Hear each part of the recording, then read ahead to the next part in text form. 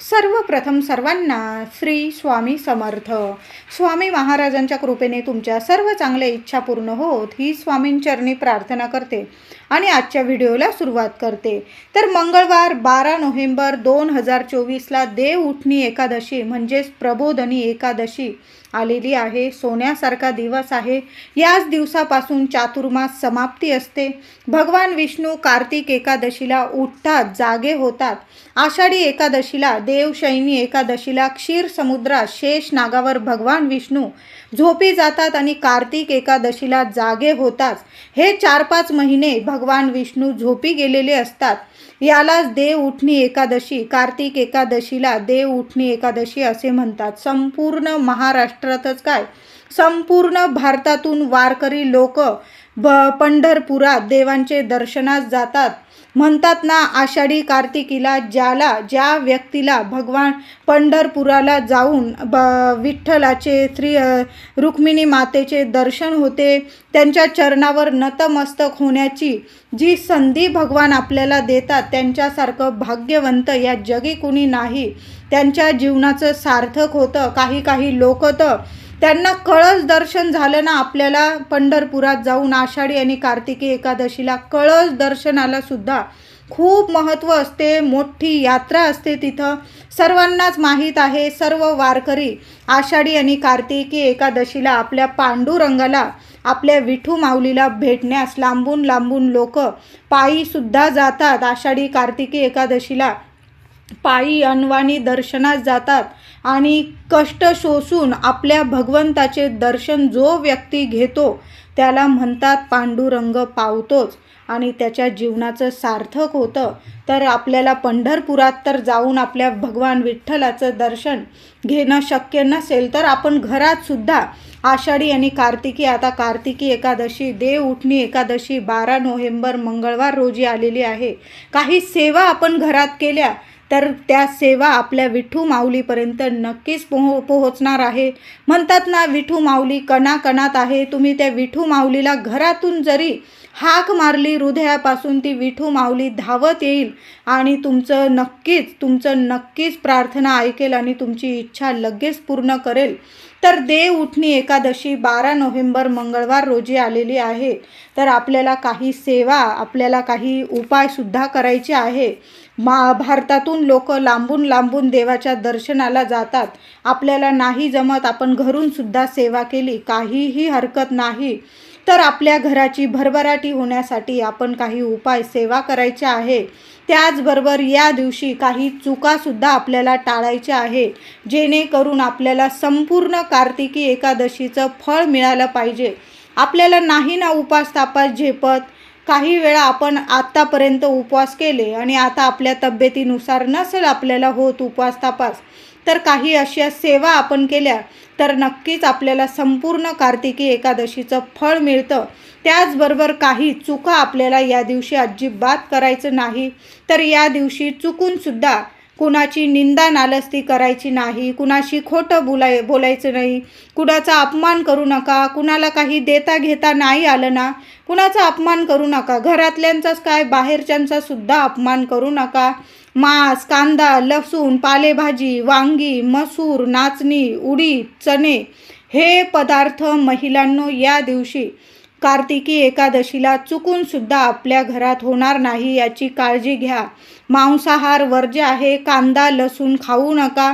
तुम्ही खात असाल, खाऊ शकता, पण माझं सांगण्याचं काम आहे, मांसाहार वर्ज्य आहे. कांदा लसूण, एक दिवस कांदा लसूण विरहित स्वयंपाक करून बघा. पालेभाज्या या दिवशी खाऊ नका. त्यात मेथीची भाजी या दिवशी बनवू नका. वांग्याची भाजी बनवू नका. मसूर वर्ज्य आहे. लाल मसूरची डाळ आणि काळा मसूर या दिवशी करू नका. उडदाची डाळ, चणे, काळे चणे ते खाऊ नका या दिवशी. हे पदार्थ चुकूनसुद्धा आपल्या या दिवशी अजिबात घरात शिजवू नका. हे अन्न आपल्याला वर्ज्य करायचं आहे. त्याचबरोबर दशमीपासूनच ब्रह्मचर्याचे आपल्याला पालन करायचं आहे. एकादशीच्या दिवशी चुकूनसुद्धा नख कापू नका, केस कापू नका. त्याचबरोबर घराची झाडलोट करायची असेल महिलांनो, तर आपल्याकडून किडे मुंग्या यांना इजा पोहोचणार नाही याची काळजी घ्यायची आहे. कारण भगवान विठू माऊलीला प्रत्येक जीव, मग किडे मुंग्या असू दे किंवा मनुष्य असू दे, प्रत्येक जीव खूप महत्त्वाचा आहे, प्रिय आहे. म्हणून या दिवशी चुकून सुद्धा आपल्याकडून कोणाला इजा होणार नाही. मग ते किड्या मुंगे असू दे किंवा कुणी मनुष्य असू दे, व्यक्ती असू दे, कुणालाच आपल्याला इजा पोहोचवायची नाही आहे. म्हणून महिलांनो, झाडलोट करताना काळजी घ्या की किडे मुंग्या आपल्या हातून त्यांना इजा पोहोचणार नाही आणि मगच तुम्हाला झाडलोट करायची आहे. हे छोटे मोठे आपल्याला या गोष्टींची काळजी घ्यायची आहे आणि मगच आपल्याला आपल्या संपूर्ण कार्तिक एकादशीचं आपल्याला फळ मिळणार आहे. तुम्ही नाही उपास तापास केला तरीही चालेल, पण या गोष्टींची काळजी घेतली तर भगवान विठू माऊली नक्कीच आपल्याला भरभरून आशीर्वाद देतील. त्याचबरोबर कार्तिकी एकादशी असू द्या किंवा आषाढी किंवा महिन्यातील 2 एकादशी, 24 एकादशी येतात वर्षातून. कुठल्याच एकादशीला तुळशीला हात लावू नका, तुळस तोडू नका. आदल्याच दिवशी तोडून ठेवली, आता परवा 12 तारखेला प्रबोधनी एकादशी म्हणजेच देव उठणी एकादशी आहे. तुम्ही 11 तारखेला सोमवारी तुळस तोडून ठेवली किंवा तुम्ही विकत आणली तरीही चालेल. त्या दिवशी चुकून सुद्धा आपल्या दारातली तुळस तोडू नका, हात लावू नका. खाली तुळशीच्या खाली कुंडीत पडलेले असतील पाने, तुम्ही धुवून घेतले आणि ते सेवेसाठी भगवान विठू माऊलीच्या सेवेसाठी वापरले तरीही चालेल. तुळस आणि बेलाचं पान कधीच शिळं होत नाही. म्हणून तुम्ही तेच वापरलेलं असेल, देवाला वाहिलेलं असेल, तेच धुवून घेतलं आणि पुन्हा तुम्ही देवांचा मंत्र जपत देवांना वाहिलं, काहीही हरकत नसतं. म्हणून तुळशीला अजिबात हात लावायचा नाही. महिलांनो, तुम्हाला जर तुळस लावायची असेल तर यासारखा सोन्यासारखा दिवस पुन्हा येणे नाही. तुळशीचा विवाह दुसऱ्या दिवसापासून, द्वादशीपासून सुरू होत आहे. प्रत्येक महिलेच्या घरात तुळस असली तरी पण मी म्हणेल एक तुळशीचं रोप आपल्या घरात नवीन नक्की लावा. सोन्यासारखे दिवस येतील. महिलांनो, नक्की ऐका. एक तुळशीचं रोप मी सुद्धा लावणार आहे. तुम्ही सुद्धा. प्रबोधनी एकादशी आहे, देव उठणी एकादशी, दुसऱ्या दिवसापासून तुळशी विवाह प्रारंभ होत आहे. ज्यांचे लग्न कार्यात अडथळे येतात, घरात संतान प्राप्ती होत नाही, आर्थिक टंचाई आहे, खूप पैशांविषयी तुम्हाला आर्थिक टंचाई असेल तर त्या व्यक्तीने आपल्या घरात देव उठणी एकादशीला एक तुळशीचं रोप आपल्या हाताने जरूर लावायचं आहे. तुळस या दिवशी तोडू नका. महिलांनो, या दिवशी लवकर उठायचं आहे आणि तुळशीला पाणी घालण्याऐवजी आपल्याला दूध अर्पण करायचं आहे. त्याचबरोबर ओम नमो भगवते वासुदेवाय नमः, ओम नमो भगवते वासुदेवाय नमः या मंत्राचा जप आपल्याला चालता बोलता करायचा आहे. काही नाही जमलं ना, आपल्याला उपवास तापास नाही जमलं चालेल, पण या मंत्राचा जप अवश्य करा. महिला असो, पुरुष असो, विद्यार्थी असो, या दिवशी देव उठणी एकादशीला 12 नोव्हेंबरला काय करायचं, सकाळी किंवा संध्याकाळी तुळशी समोर उभं राहायचं, हात जोडायचे आणि ओम नमो भगवते वासुदेवाय नमः या मंत्राचा जप तुम्हाला 21 किंवा 108 वेळा जरूर करायचा आहे. तुमची इच्छा ताबडतोब पूर्ण होईल. तुमची इच्छा असेल, बोला किंवा नका बोलू, भगवान विष्णू आपल्या प्रत्येकाच्या मनात काय चाललेलं आहे आपल्यापेक्षा आपल्या देवांना, आपल्या स्वामींना जास्त कळत असतं. म्हणून तुळशी पुढं गुपचूप हात जोडून उभं राहा आणि या मंत्राचा जप अवश्य करा. ओम नारायणाय नमः, ओम नमो नारायणाय नमः. तुम्हाला जो मंत्र आवडतो ना भगवान विष्णूंचा, तो बोललात तरीही चालेल. ओम नमो भगवते वासुदेवाय नमः सुंदर मंत्र आहे, विष्णुप्रिय मंत्र आहे, माता लक्ष्मी प्रिय मंत्र आहे. हा मंत्र 21 वेळा 108 वेळा तुळशी समोर बोला. गपचूप बोला, कोणाला सांगू नका. या दिवशी तुळशीला पाणी घालू नका, दूध अर्पण करा. तुम्हाला पाणी घालायचं असेल तर बाळकृष्णाला किंवा आपल्या विठू माऊलीला, तुमच्याकडे विठू माऊलीची मूर्ती असेल, बाळकृष्णाची मूर्ती असेल, अभिषेक घातलेलं पाणी तुम्ही तुळशीला अर्पण करू शकता. पण असंच पाणी घालू नका. मग तुम्ही 2 चमचे गाईचं दूध अर्पण केलं तरीही चालेल. चिमूटभर हळद, महिलांनो, तुळशीला थोडीशी हळद अर्पण करा. या दिवशी सोन्यासारखे दिवस येतील. महिलांनो, या दिवशी लवकर उठायचं आहे. अंघोळीच्या पाण्यात 2 तुळशीची पानं आपल्याला टाकायचीच आहे. प्रत्येकाने अंघोळीच्या पाण्यात चिमूटभर हळद आणि 2 तुळशीची पानं टाकून अंघोळ करा. कितीही संकटात असाल तर नक्कीच संकटमुक्त व्हाल, लगेच मुक्त व्हाल आणि सोन्यासारखं ऐश्वर्य तुमच्या जीवनात नक्कीच प्रदान करतील. श्री हरी विष्णू स्वतः माता लक्ष्मी तुम्हाला ऐश्वर्य प्रदान करेल. या दिवशी अंघोळीनंतर आपल्या घराच्या उंबरठ्याला हळदीचं लेपन करा. मुख्य दार पुसून घ्या. छान हळदीने एक स्वस्तिक काढा. हळदीने स्वस्तिक काढताना स्वस्तिक अवतीभोवती 2-2 रेषा ओढायला विसरू नका. आंब्याची पानं असतील 11 किंवा 21 नीट मोजून घ्या. प्रत्येक पानं स्वच्छ धुवून घ्या, पुसून घ्या. प्रत्येक पानावर हळदीचं बोट लावायचं आहे. विठू माऊलीचं नाव घ्या. प्रत्येक पानावर हळदीचं बोट लावा आणि त्याचं 11 पानांचं किंवा 21 पानांचं झेंडूची फुलं टाकून आपल्या दाराला छान तोरण अवश्य करा. महिलांनो, उपाय हा तुमच्या घरात भरभराट होईल. पैशा अडक्याला कधी कमी राहणार नाही. अखंड लक्ष्मी नारायणांची कृपा राहील तुमच्या घरादारावर. तुमच्या लेकरा बाळांची रात्रंदिवस प्रगती होईल. आंब्याच्या पानांचा हा उपाय जरूर करा. देव उठणी एकादशी आहे. आपले देव, झोपलेले देव आपले भगवान विष्णू देव उठणार आहे. या दिवशी आंब्याचं तोरण प्रत्येकाच्या घराला लावलंच गेलं पाहिजे. 11 किंवा 21 पानांचं तोरण आपल्या घराच्या मुख्य दाराला अवश्य लावा. हळदीचं प्रत्येक पानाला बोट लावायला विसरू नका. या दिवशी तुमच्या घरात भगवान विष्णूंची, बाळकृष्णाची, विठू माऊलीची, रुक्मिणी मातेची मूर्ती असेल, पंचामृताने किंवा गाईच्या कच्च्या दुधाने अभिषेक घाला. थोडीशी केशर असेल, केशर नसेल, दुधात किंवा पाण्यात थोडीशी चिमूटभर हळद टाका. त्या पाण्याने हळद कुंकू टाकून त्या पाण्याने अभिषेक घाला. नंतर स्वच्छ पाण्याने अभिषेक घाला. मूर्ती स्वच्छ पुसून देवघरात स्थापन करा. पिवळी फुलं, पिवळी मिठाई की 2 केळं आपल्या भगवान विष्णूंना, विठू माऊलीला नैवेद्यात जरूर दाखवा.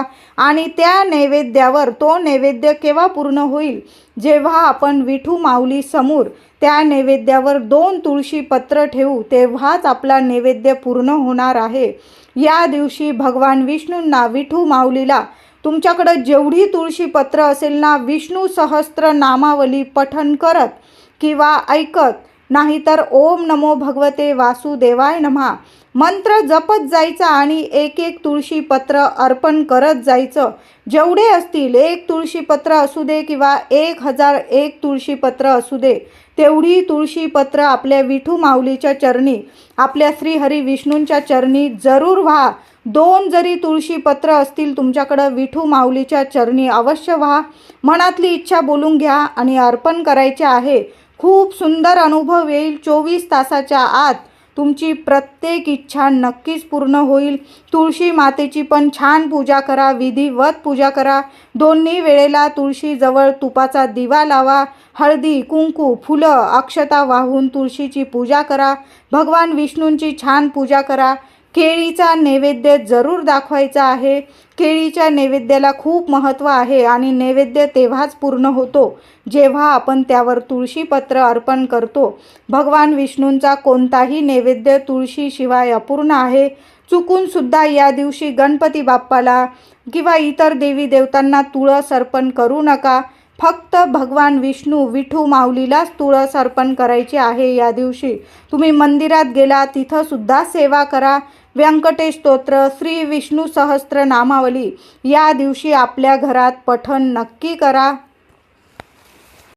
मंगळवारी कार्तिकी एकादशीला म्हणजे देवउठणी एकादशीला घरात किंवा मंदिरात विठू माऊलीची सेवा अवश्य करा. तुमची मुलं त्रास देत असतील, खूप रागीट असतील, त्यांना लगेच राग येतो, ऐकत नसतील, अभ्यासात म्हणजे जास्त प्रगती होत नसेल त्यांची, तर आईने काय करायचं, विठू माऊलीच्या चरणी आपल्याला तुळस अर्पण करायची आहे. मग तुमच्याकडं कितीही तुळस असू दे, 1 तुळशीचं पान असू दे किंवा अगदी 21 तुळशीची पानं, 101 तुळशीची पानं विठू माऊलीच्या चरणी अर्पण करायची आहे. आणि मंदिरात ही सेवा केली तर मंदिरातून घरी येताना त्यातील 2-3 पानं घरी घेऊन यायची आहे आणि मुलांना प्रसाद स्वरूप खायला द्यायची आहे.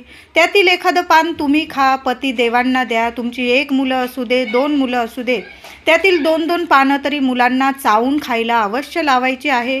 खूप सुंदर अनुभव येईल महिलांनो. मुलं ऐकत नाही तर विठू माऊली त्यांची नक्कीच प्रगती करेल. जोरदार प्रगती होईल मुलांची अभ्यासात, प्रत्येक क्षेत्रात.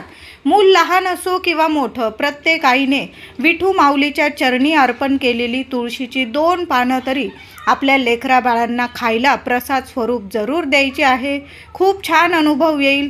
त्याचबरोबर ज्यांचे लग्न कार्य जुळत नाही त्यांनी काय करायचं आहे, मुलगा असू दे मुलगी असू दे. आता मुलं जर घरी नसेल, नोकरीनिमित्त बाहेरगावी परदेशात राहत असेल, आईवडिलांनी हा उपाय केला तरीही चालेल. घरात करा किंवा मंदिरात. थोडीशी तुळस घ्यायची, त्यावर चिमूटभर हळद टाकायची आणि विठू माऊलीच्या चरणी तुमची जी इच्छा असेल, मुलांबद्दल लग्न ठरू दे, लवकर लग्न ठरू दे अशी इच्छा बोलून योग्य ठिकाणी योग्य मुलाशी किंवा योग्य मुलीशी माझ्या लेकराचं लग्न ठरू दे आणि निर्विघ्नपणे लग्न होऊन जाऊ दे, सर्व कसं सोन्यासारखा त्यांचा संसार होऊ दे, असं बोलून विठू माऊलीच्या चरणी तुळस अर्पण करायची आहे हळद ठेवून. मग ती तुळस तिथंच राहू द्या.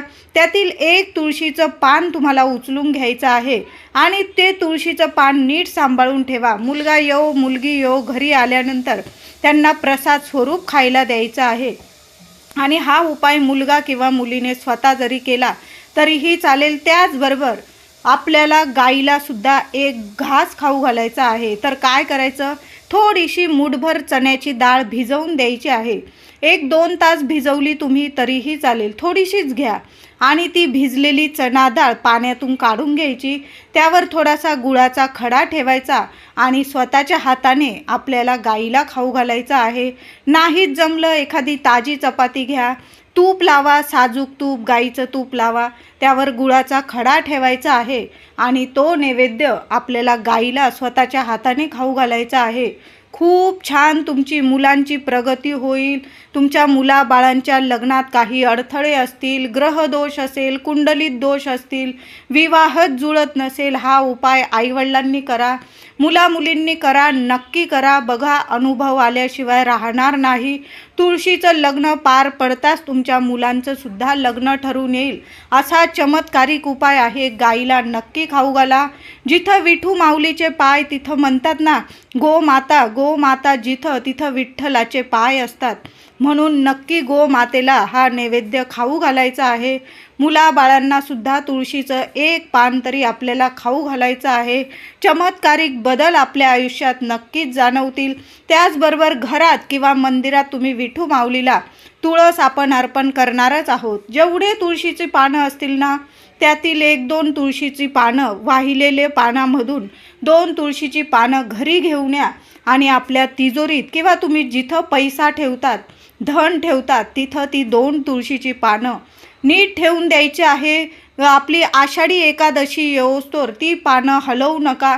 बघा, धन धान्य पैसा कशाला कमी पडणार नाही. 2 तुळशीची पानं विठू माऊलीच्या चरणी अर्पण केल्यानंतर तिथून उचलून घ्या आणि आपल्या तिजोरीत ठेवा.